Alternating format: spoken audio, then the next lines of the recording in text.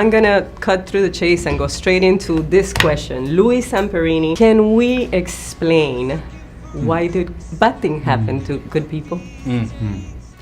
That is a question that I think years and years and years of philosophy cannot answer. The other question is, why do good things happen to bad people?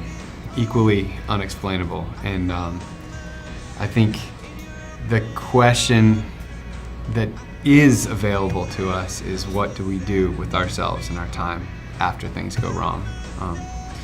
I think that's what the movie tries to answer. You know, how do you try to build a life after things have been destroyed? You know, and again, that's not an even easy answer either. And can redemption come from pain?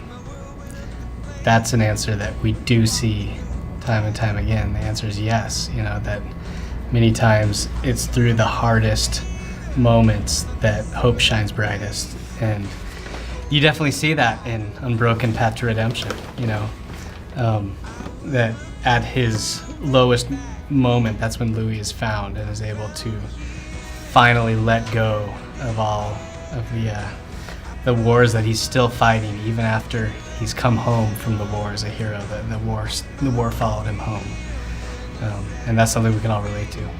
Definitely.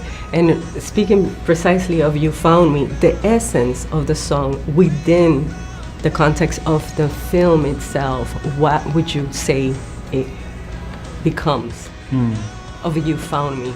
Yeah, I think there's a part of us that is missing and is only available to us when we let go, when we forgive, when we move forward. And I think that's what the song is speaking to, is that part of the story. And I think that the wild truth is that oftentimes the people that have suffered are actually, that you think that would make them bitter and cold and isolated. But in fact, you see the story with Loui Zamperini and so many other people where you say, wow, suffering actually produced this incredible person that is willing to give themselves to the world. And that, I mean, gosh, what an inspiring story. Yes. Why did you guys decide to jump in and do this? So yeah, we've been in kind of stepping away from touring, stepping away from the band for a while, and the story alone felt like, I mean, it's so incredible.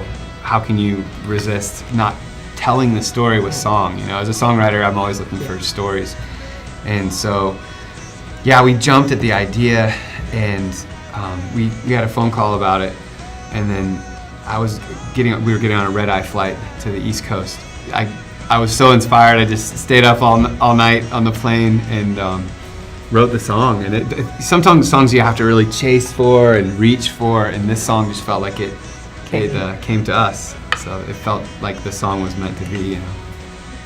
Well, just to conclude this interview, redemption is possible, right?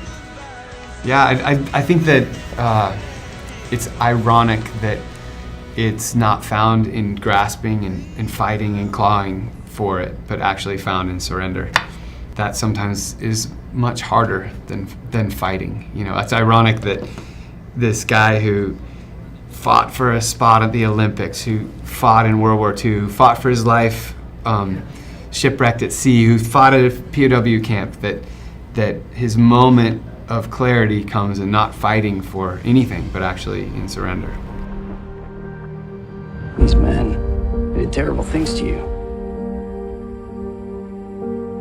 What are you going to say to them?